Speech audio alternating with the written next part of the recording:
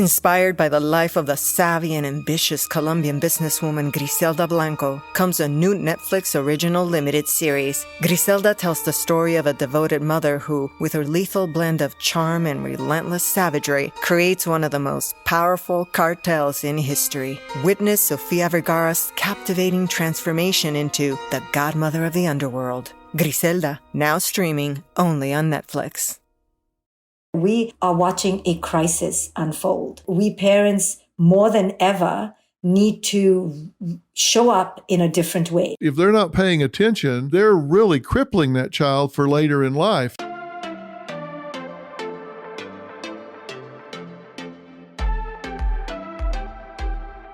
right, everybody, welcome back to Fill in the Blanks. I really appreciate you being here. We've been having some great guests, and you guys have really been spending a lot of time with us, so I appreciate that. If you are a parent or a grandparent, you really want to listen to what we're talking about today, because we're going to talk to you about some very important tools, tactics, and strategies for being a parent and helping to parent, whether you do it primarily or secondarily. My guest today is Dr. Shefali. She is an acclaimed New York Times bestselling author, international speaker. She is a clinical psychologist and received her doctorate in clinical psychology from Columbia University. She specializes in the integration of Western psychology and Eastern philosophy, and I'm going to let her tell us all about that when I stop rambling here and talk to her. She really brings together the best of both worlds for her clients. She's an expert in family dynamics. And you all know, because you've heard me say, I believe family in America is under attack.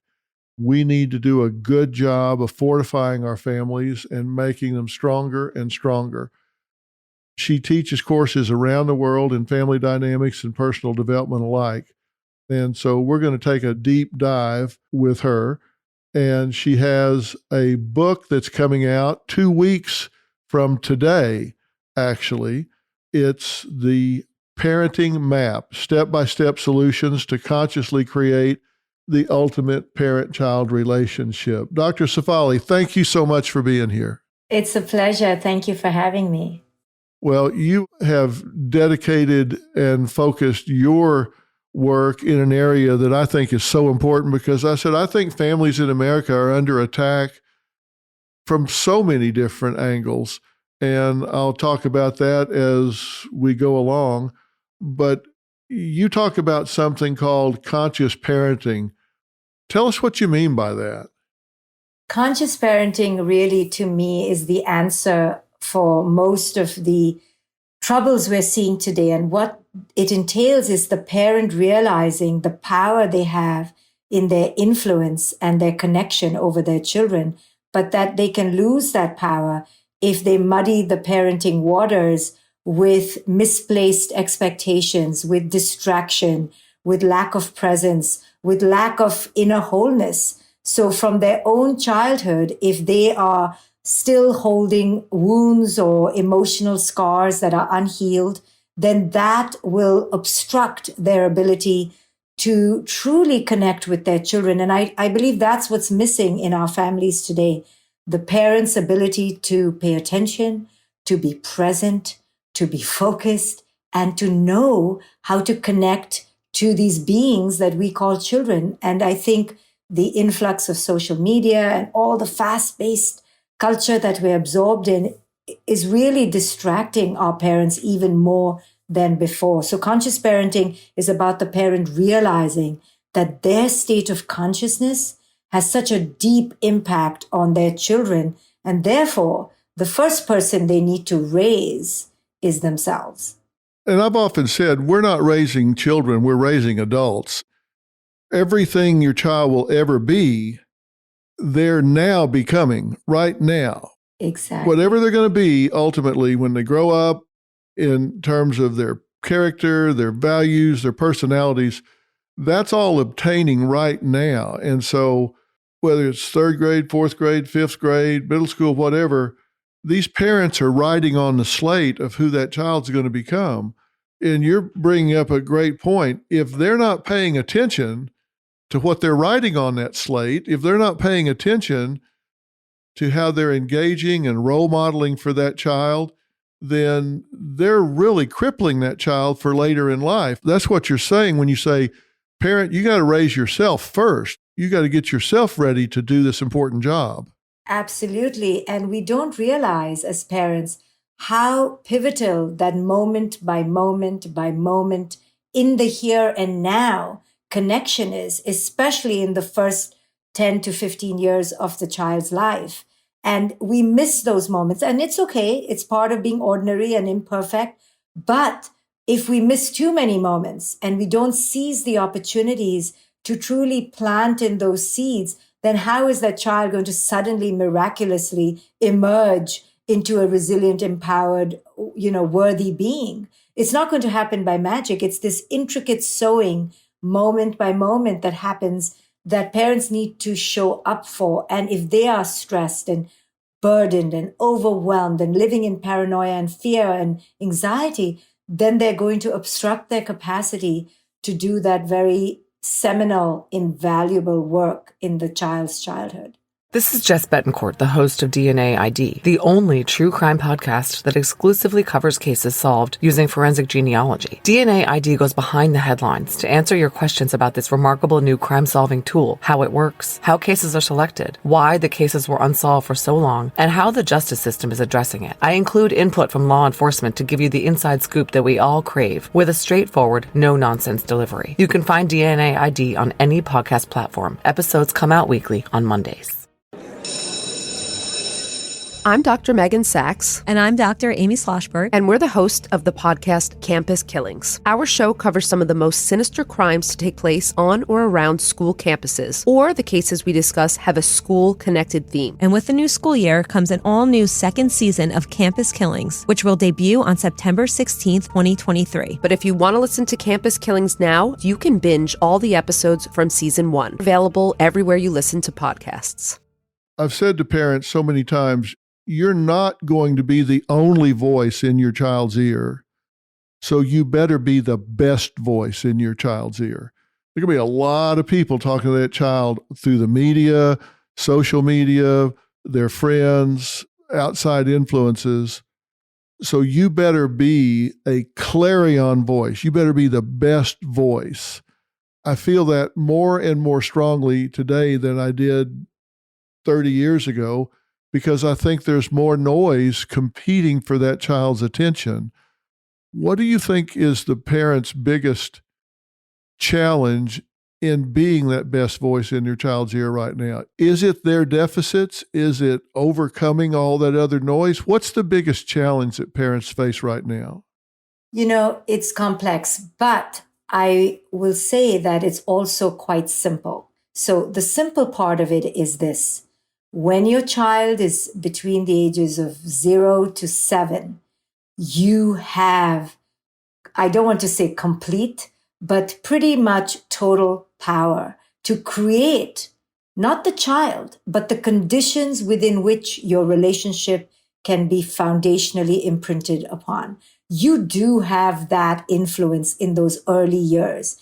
However, it's the law of diminishing returns. Every year after that, you now are competing more now than when you and I were parents of our young children than ever before. I feel sorry in the most compassionate way for young parents, because it's kind of a doom and gloom reality out there in terms of the excessive stimulation our children are exposed to. But the early first 6 years, 7 years are yours. So I often tell young parents, do not miss this window. It is a profound window. It is a window where your children are easily willing, able, capable of connecting to you in a way that will be imprinted upon them for life. They will never forget it. But if you don't seize that power you have in the most benevolent way, not in a tyrannical way, then you will lose that window. And there are windows, and that is the first foray into that deep connection that can be bonded and forged with your children. But after that, we are meant to release our children out into the world more and more and more. But in today's world, we have to be aware that we are releasing them to a constant stream of insane distraction. So therefore, that connection we forge with them creates the influence we can have with them. We may not have as much control today, but we continue to have as much influence if we do the work to create that connection, right? So that means we have to show up. We have to be that safe harbor for our children. We have to demonstrate trust and reverence and respect for who it is they are, so they come to us, right? If we are constantly critiquing them and being critical and shaming them, then they're going to distance from us. So the ingredients are quite simple, even though we're living in an increasingly complex world. I love the way you describe that, because you're right. In those first years, they think that mom and dad get up 30 minutes before they do and let the sun out, right? Right. The parents are the whole world, and they're not embarrassed to be seen with their parents. They don't want to get dropped off a block away from where they're going. They're okay to walk with you and play games with you. And that is a window of influence where we can install some values and beliefs, like you say, not in a tyrannical way, but just that's your chance to have their undivided attention and really show them, here's who we are. These are the things we think and feel and value. But there's going to come a time where there's a lot of competition all of a sudden when they start going to school and they're exposed to friends and teachers, and then social media starts getting in there and television and all of those sorts of things. So let's talk about that next phase. If we've got a lot of parents or grandparents now that are listening, and those first 6 or 7 years are gone, and they're dealing with children that now are in this media-rich environment where they are bombarded with overstimulation, what's the parent's best strategy to maintain an open line of communication and influence with kids that are out of that first window? So as our children grow older, it is a pivotal part of their development that they take risks, that they defy us, that they individuate, right? In psychology, it's called individuation. It is healthy for our children to do so. However, the world we live in today is not yesterday's world where there was this healthy individuation into a healthy peer group. Now, the peer group is spread across a social media platform, or many, where they're strangers. So parents need to be savvy and first understand the risks and rewards of social media and this world that our children are now going to step into, that they actually think is their social scene. Like children will say, I have 5,000 friends. No, you don't have 5,000 friends.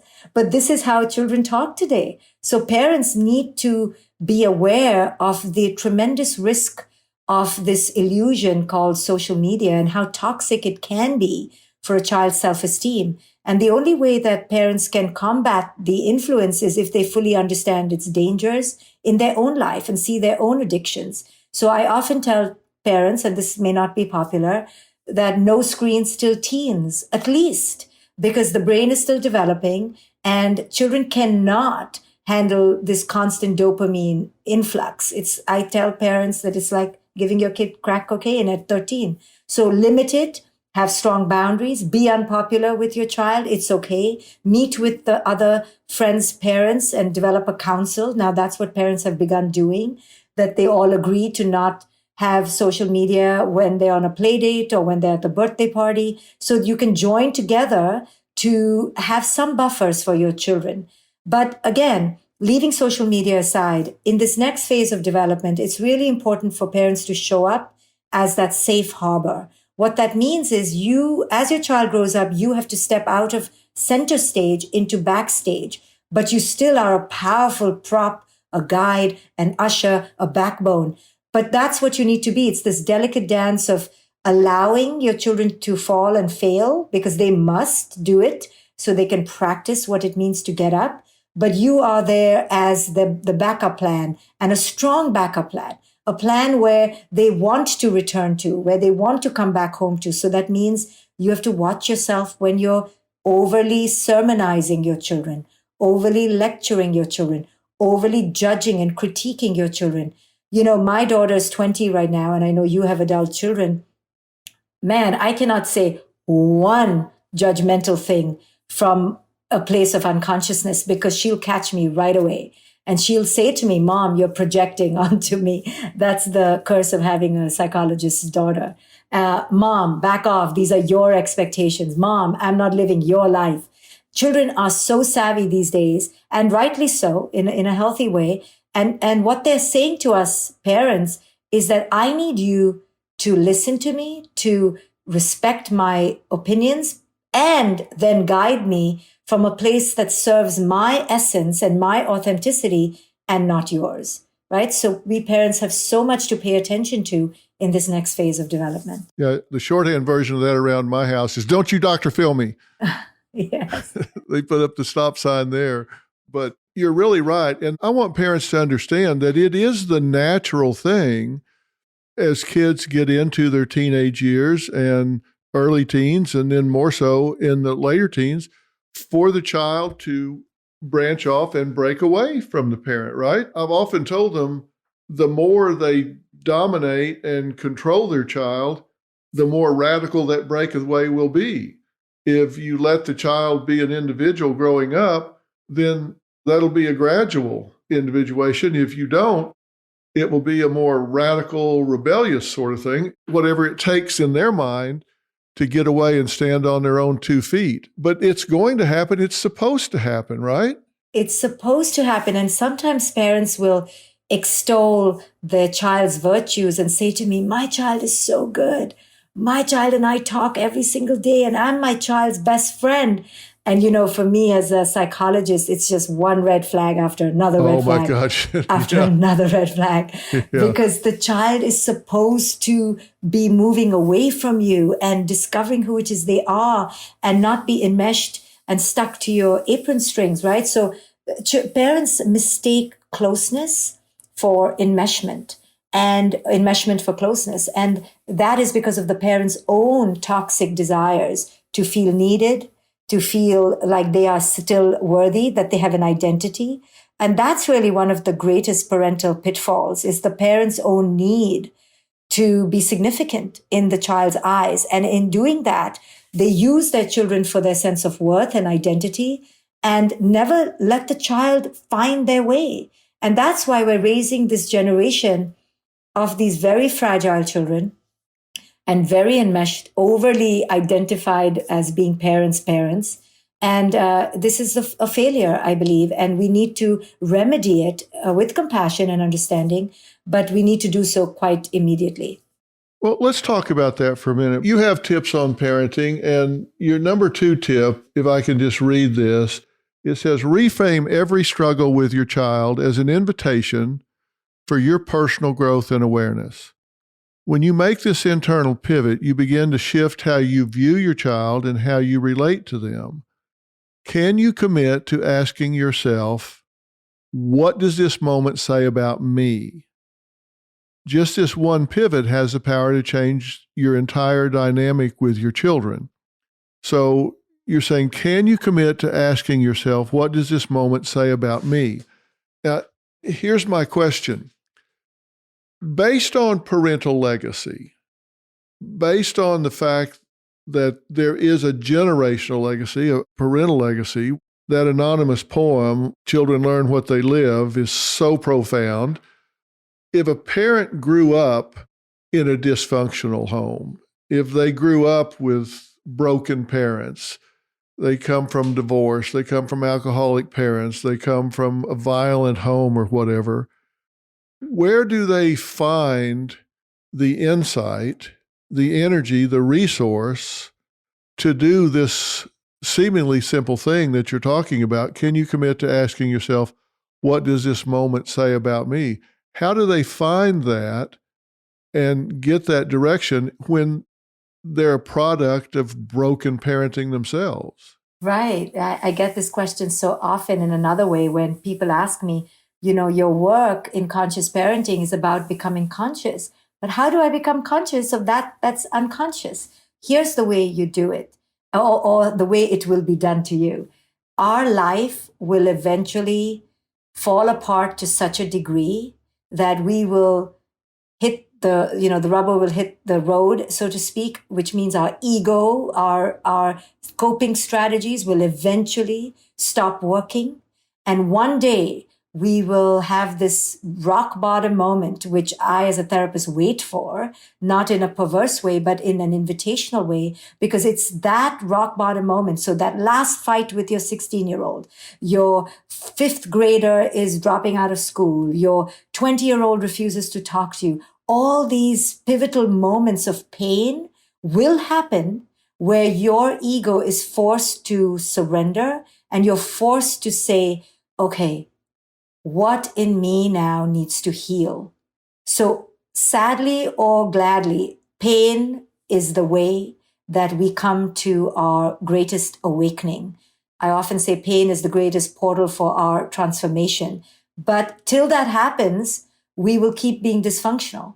And eventually something cracks where we wake up. And the reason I do parenting more than anything else, and I talk about parenting, is because with every other client, it's so hard to break their ego.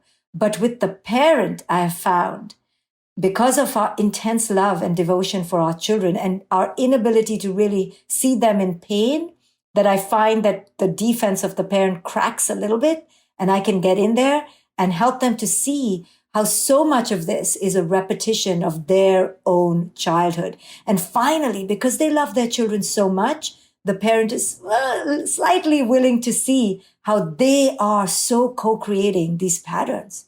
And, our children are our greatest mirrors. They are the ones for whom we will do work for, like I've never seen them do it for anyone else. So that's why I talk about conscious parenting so much. Yeah, they're certainly motivated. Most parents... There are over 90,000 people missing at any time, and over 500,000 are reported missing every year. And that's just in the United States. I'm Mike Morford. And I'm Jess Betancourt. And in our podcast, Missing Persons, we discuss cases of people who have gone missing under mysterious circumstances. And we're joined in each episode by guests who are either related to the missing person, investigating their disappearance, or advocating for answers in the case. Missing Persons is available everywhere you listen to podcasts, and there are dozens of episodes to binge on right now. Subscribe today so you don't miss an episode. I'm Katie Maloney, 37, a divorcee, and I'm out here falling in love every day with myself. And I'm Dana Cathan, 33, former needy mess, and delusional Leo, but I've never been happier. Never been happier. You nailed that. Good. The foundation of this podcast is for people who want to live their life unapologetically. It's a safe space for anyone who's going through a transition in their life or just dealing with the regular bullshit. It's a religion. We're not saying that we're looking to start a coven, but that might be why we started this podcast. But we're not saying that. Join our cult. Community. The coven. Religion. Okay, let's just stick with community. Listen to the podcast. Listen to the podcast. They'll lay down in front of a train for their child if they need to, and it does motivate them. I'm talking to Dr. Shefali, and mark your calendar because February 28th, the Parenting Map, step-by-step solutions to consciously create the ultimate parent-child relationship. It's not going to be a book you read. It's going to be a book that you read and turn into a how-to manual that I think you're going to refer back to time and time again when different challenges come up. I expect it's going to be dog-eared. I expect you're going to buy several copies and share it with people that you love and care about. So it's the Parenting Map, and that's what we're talking about today. When we talk about these kids that are getting into their teens, you had a nice way of putting it a little bit ago. You said, no screens until teens. This is something that social media, the web, is just a reality in life today. It's going to happen. It's just a matter of when. When I started the Dr. Phil show, there were no social media platforms. That's how old I am and how long I've been on the air. And it's created a whole new set of toxicity, a whole new set of challenges. We've had to deal with cyberbullying and children committing suicide from that, just horrible fallout from it. When do you think, and I know every child is different, some are mature sooner than others, and every situation differs, but when do you think it's appropriate for parents to allow their child to have a smartphone or an iPad a computer that's internet capable? Yeah. Again, it's a hard one to answer because our schools are giving our kids internet iPads to do math on. But if the parent truly understood the dangers of letting their children foray into the world of the internet without supervision, guidance, controls, they would really agree with me. And I would say that age is no earlier, and I'm talking about the most controlled, disciplined kid, 13 or 14 years old, no earlier. And this may sound rigid and excessive, but I've seen the effects so close. I've seen children being exposed to porn before their brains could, metabolize the information. Children being exposed to cyberbullying, being called fat, stupid, and ugly when they did not need to be exposed to that kind of, disrespect and slander. So there may be a lot of educational elements, and therefore the parent needs to supervise and have strong boundaries. And not let the child just have this unmitigated, unmediated access to this jungle out there. And that's what we're talking about, is good boundaries. But I'll tell you, and you know this, we can tell a parent have boundaries, and the parent can start out by having good boundaries. But the number one fights in all the houses of parents who come to me for counseling is around the boundaries around social media. I mean, I'm negotiating these boundaries with these children as young as 7 or 8. So we're not fighting about TV time anymore, where the parent could hide the remote.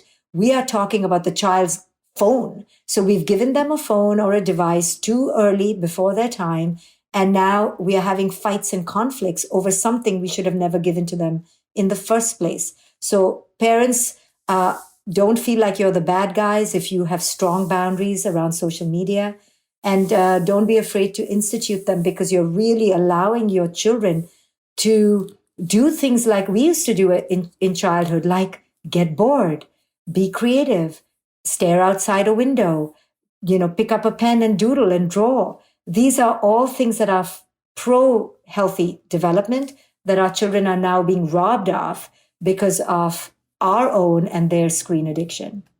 Well, there's a lot of research now, and I'm sure you've seen it, that these social media platforms with their algorithms and interval ratio reward systems and all are designed to be addictive. Yes. And they do become addictive. You say one of the biggest mistakes we make in a relationship with our children is that we presume ownership over them.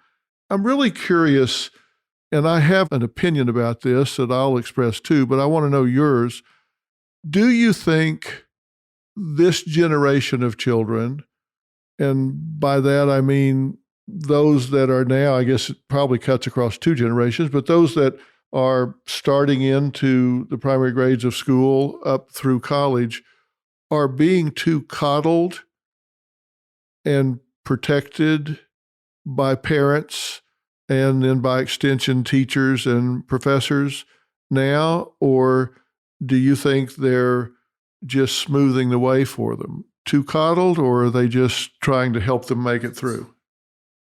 Well, I think they are being too coddled, but not just by a parent, a singular parent. I think as a reaction from us, from our generation, where we waited for the bus, where we waited we had to go get our own food delivered. We had to go and do the delivery ourselves. We never had this, door-to-door service. We didn't have Uber and Uber Eats and everything on our fingertips. I think we have created, our generation has now created all these apps or allowed them to come into fruition. And now our children have instant gratification, and they can order their perfect meal at the age of 8, all by the click of these buttons on their phone. I think all of this has created an indulgence of material possessions and luxuries that have created a lethargy in our physical and emotional stamina. So we literally have no stamina. I mean, I watch my 20-year-old daughter have an epileptic fit almost if her Uber Eats driver got the wrong order. And I look at her absolutely flabbergasted, but knowing I am part of this creation where she cannot tolerate a bad order. And I tell her, get off your butt and cook your own food. How about that? Yeah. But I have done this. I have to take ownership, right? So our generation is quick to demean and slander this new generation as being too entitled and coddled. But we were part of this. Well, of course we are. I hear parents talk about the younger generation as though they had nothing to do with it, which is astounding to me. But I guess it was 2008 or 2009. I think about it as though big cargo planes flew over the United States and dropped millions of smartphones all over the country. Yes. And at that point, there was a shift. And the shift was that these young people stopped living their lives so much as they spent time watching others live their lives. Yes. The lives they're watching being lived aren't real. They're these fantasy lives that these influencers and all are putting up on the internet, and they compare themselves to that. And by comparison, they come out on the short end of the stick because, as I say, those are fantasy lives. They've started getting their driver's license later. And you know all this. I'm just repeating it for our viewers in case they don't know. They're starting to get their driver's license later. They're starting to date later. They have fewer friends. Their interaction with the real world truly is being crowded out by their involvement in the virtual world. And they'll say, oh, I met him and we've been dating. And then it's 10 minutes into the conversation where I find out they never met him at all. They call that meeting somebody. They never met. It's all on the internet. What is up with this? Right. Or a child will say, this person was so mean to me. And I'll be thinking in real life, like somebody was really hurting them in real life. And then I'll find out later it was because they didn't like a comment or they sent the wrong emoji. And, so listen, what we're saying is we can go on and on about these crazy kids today, but what we're really saying is that we are watching a crisis unfold. And we parents, more than ever, need to show up in a different way. It was hard enough for you and I to be present with our kids. Talk about the distractions that parents have today. I watch nanny after nanny, parent after parent, walking their kids in the stroller on their phone. And I watch myself on my phone. So this is not to appear sanctimonious, but we are all in a crisis of attention and presence. And that's why I integrate spirituality and meditation in all my teachings and the principles of presence, because that is what is the missing ingredient. Because when you're present, you're paying attention. When you're paying attention, you're attuning and you're readily available for your children as they need you versus you projecting onto them in a distracted way or a traumatized way. So all of this work to be a parent more now than ever requires more energy and more consciousness from the parent. Yeah, and you put a lot of this on the parent, and I think almost all belongs on the parent. Of course, the kid has choices to make and all, but as I say, I think we really write on the slate of who they are. We color their personality by what we allow them to do, what we reward, what we fail to reward. I think you're so right, and that's why I love this concept of the conscious parenting. I did a show on New Year's resolutions, which I'm not big on New Year's resolutions, but I think any time for any reason that you stop and say, okay, let me call time out here and focus on what it is that I want to achieve or do, whether it's March 18th or July 14th or whenever it is. I think it's always great if you stop and do that. But people ask me if I would recommend a resolution to somebody, and I said, yeah, I would, but it wouldn't be losing weight or exercising more or changing jobs or blah, blah, blah, blah. It would simply be who you are on purpose. Mm-hmm. Don't just wake up every day and react to what's coming through your front door or your phone or happening at work, but be who you are, do what you do, choose what you choose, on purpose. That's what you're saying about parenting, is consciously choose what you're doing as a parent. Do this on purpose. Think about it. Consciously choose it. Right. And recognize that what I've said forever and ever is when you choose the behavior, you choose the consequences. We're seeing these consequences obtain in these children's lives later and later. Is it ever too late for a parent to change the way they're interacting with and parenting their child? No, of course not, because every new moment with your child is a new opportunity to forge a bond and a connection and to apologize and to take accountability. However, that adult child now is kind of, developed. So if we are looking to influence, again, it's those early 10, 15 years, and I'm being generous here, to really do the work. And I often tell parents, please do not have children if you don't understand that you are not having them so you feel better about yourself. You're not having them to show off on Facebook. This is not a trinket, a trophy, or a prize, or one more medal. This has nothing to do with you. This has to do with you willing to go on this adventure to raise this spirit as they need to be, not as you think they should be or how your parents did it. You have to really tailor the approach very intentionally. But in order to do that, you have to have attention, you have to have intention, you have to have focus, you have to have presence, which means you have to really be there. Many times parents will say, oh, I have 3 children or 4 children. And I often say, why? Why do you have so many children if you're so overwhelmed and so stressed? And they'll say, well, I had these children so my first child could have a family, could have siblings.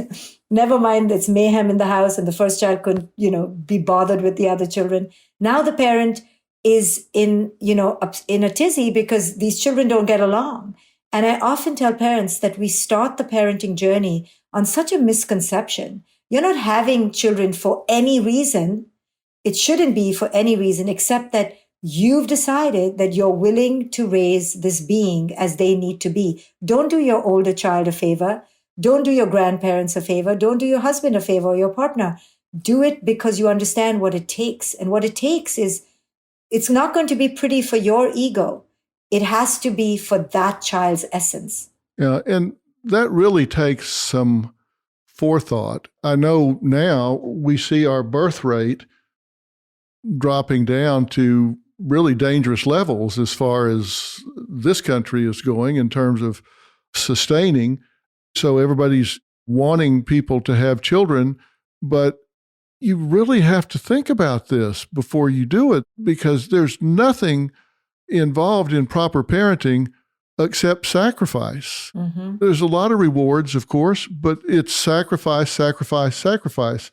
Is there a time in your mind when parents have the opportunity to, I guess, reparent? As you said, when these kids get up to a certain age, you've done what you're going to do, and it's going to be when they're adults, certainly, or when they're going to start to have their own children, those first 7 to 10 years, that ship has sailed. Is there benefit in sitting down with a child in the later years and saying, I made a mistake. I did some things that I could have done a better job on, and I don't want you to proliferate that generationally. I want to talk to you about that now and redefine our relationship.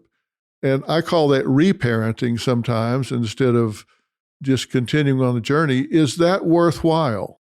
Oh my goodness. It's so amazing and profoundly transformational if a parent can do that and if the child will give them the audience to do that. Just the other day, I had to publicly declare an apology to my child because she was going on and on in front of other people about how I traumatized her. And I knew I had messed her up a little bit, but not, my goodness, she was acting like I had traumatized her.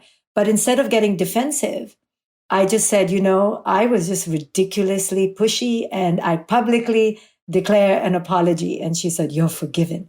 But children need that, and we parents get so defensive But that was their experience. The way she told the story and the way adult children will tell their story about your parenting will be very different than how you remembered it.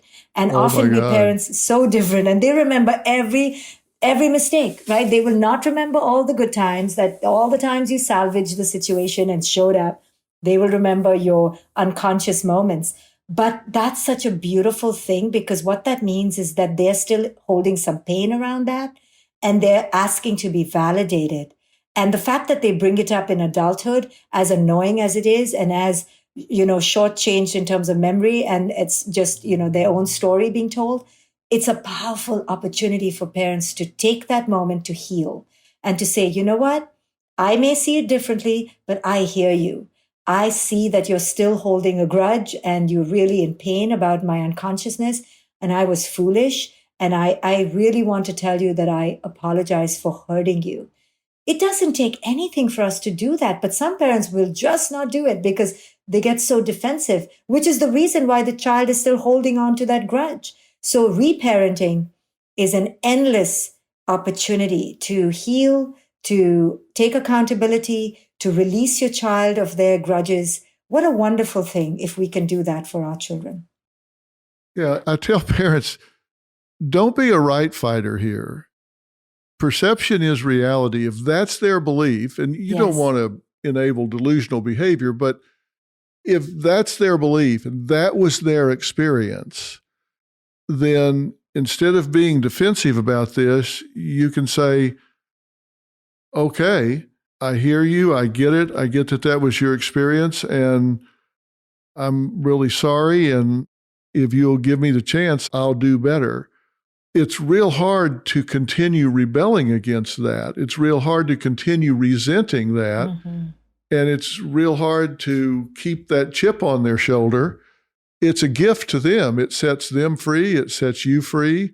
My boys now are 42 and 35.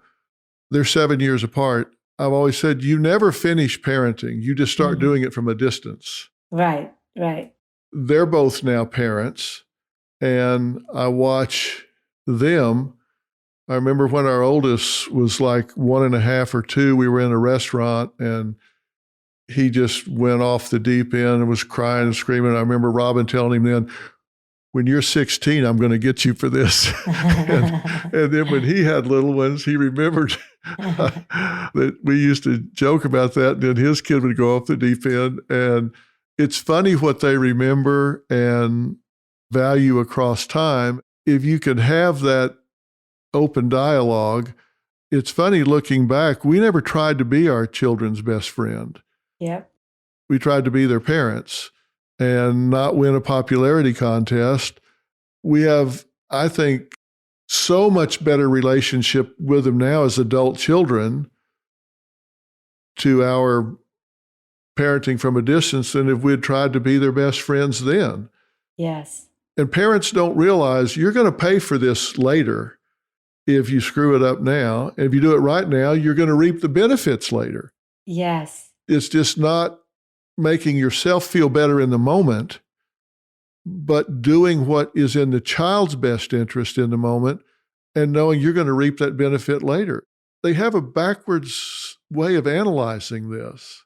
Well, I think it's not even that parents are consciously doing this. That's the problem and the point, that parents are so distracted, disconnected, and in a place of, real dire internal pain themselves. And that's why I wrote this book, The Parenting Map, to help parents heal and understand their own patterns and begin to disrupt their own generational legacies so that they can truly show up for their kid as their kid needs them to, without all this baggage. And that's why this book is powerful, according to me. That I've laid it out in a step-by-step kind of 20 steps to follow to make it digestible for parents. Okay, I'll do this, and then I will think of things like this. And if we don't break it down in a really bite-sized way, I've found that parents kind of just keep missing the boat. So that's what this book offers parents, is a real concrete map. How do I think about happiness? How do I think about success? How do I think about achievement? What are my patterns? How am I showing up? What are my typical ways that my ego sabotages things? These are the questions that this book seeks to answer. Well, I think it does answer them, but it answers them in more than an insightful way. It answers them in an action-oriented way. And that's what I love about the book, because you do address the question and you give an answer, but you also tag on to it. So here's what to do. Yes. To me, that's so important, because books of theory, books of philosophy can give people a lot of insight, but they need a nudge. Give me something to do, that first step. Yes. And it puts them in the ballpark. I've told people before, you need to have your priorities consciously in your mind. And if you catch yourself during the day working on something other than your top priority, you need to stop and ask yourself why. They'll say, okay, priority list, and they have a hard time making a priority list. But if you give them one or two examples, then they can just fill the whole thing out. They just needed how to get started. And that's what you do in your steps. You give them examples of what you're talking about and how it plays out, and very action-oriented steps about what to do to make this a healthy situation, not a perfect situation, not a perfect child, not a perfect relationship, but to move in a healthy direction. And that's what I love about it. It's not just philosophical, it's action-oriented. Anybody can criticize, but you say, okay, this is what you don't want to do, but then you talk about specifically what you can do and give people examples. And I love that about the book. So congratulations on the book. Oh my goodness. Thank you so much. It's a work of love and service, because you and I know with our adult clients that we see or people we coach that all their issues come from the first 10 years of their life. And that's why I do this work. It's not necessarily that I love these pesky beings that we call children. I do, but it's also because that phase of life is the most profound developmental phase. And if we parents don't understand that, like you said, we will pay a heavy price later. So this book is really to help parents seize the opportunities they have with their children, so that their pain in handling their children's pain is so much more less and diminished. Yeah, I've often said to married couples that are having conflict or whatever, I often talk about the fact that they typically will argue about topics, not real issues. Mm-hmm. By analogy, you talk in here about the fact that don't pay so much attention to behaviors, but look behind it for the feeling that drives it. Yes. That jumped right out at me, because that's what I always try to look at, is the behavior is just an outward manifestation of the feelings. And most people react to the behaviors. But if you take just one beat and ask yourself, why is this cashier at the grocery store being rude? Why is this wait staff being short? Why is this teacher being defensive? Instead of just reacting to behavior, you ask yourself, what's the feeling that might be motivating it? Gives you such a leg up on dealing with people if you just take that one extra beat to ask, what's the motive? Absolutely. I use the acronym in the book, SIGN, SIGN, something inside gone negative. So any behavior that you're seeing outside that feels misaligned or disrespectful or defiant, or before you jump, especially at your kids, ask yourself, is this a sign of something inside gone negative? So the next time your kid slams the door and says, I hate you, Mom, before you're going to go and pounce into the room and say, what did you say, young lady? And I'm going to ground you. Understand that the greater the external misbehavior, the greater the flag that something inside has gone negative.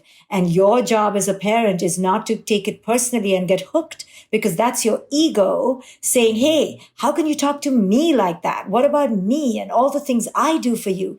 And you're making it about your ego rather than truly detaching from your ego and asking, what does my kid need from me right now? My kid is in trouble. My kid is showing me that they are in an inner disarray. And if I react to that, now I've compounded that.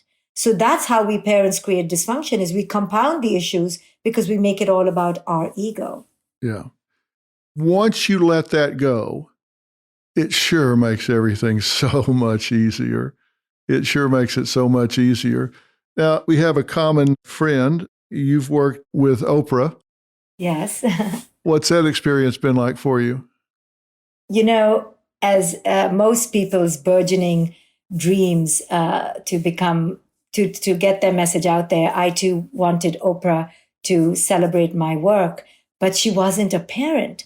And so when people used to ask me, who's the one person you wish would recognize your work, I would fumble, But then I realized and came into the wisdom that she is a parent. A parent is not from one's biological child. A parent is a state of being, which looks out for the well-being of others. And so once I understood that she is our parent in so many ways and has parented us in so many beautiful ways, I then began to look out for her, and ask people, hey, do you think Oprah would like to read my first book, The Conscious Parent? And then I eventually did meet her, and she actually did interview me many times. And I was just so honored that even though she wasn't a parent biologically, she understood how important conscious parenting was for the world. So I'm eternally grateful and blessed. And she gets it. She fully understands it on a very deep level. And that just speaks to her compassion, her sensitivity, her high intuition, wisdom. Yeah, she's very sincere about it. And just know that she has recognized Dr. Shefali's work in conscious parenting as groundbreaking and revolutionary, and truly believes in what she's doing, as do I. I think the whole pattern of your work is so important to me because, as I've said, I think the American family is under attack right now. And when I say that, I mean there is so much going on that is working to erode the American family unit. If you think back as recently as the 1950s, when there was still a lot of agricultural activity in this country, people lived on farms, they lived rurally a lot, everybody was involved, everybody contributed. We were much less transient society then. There were 3 TV stations, maybe 1 TV in the house, 1 phone on the wall in the kitchen. Mm-hmm. Things were just much more family oriented then.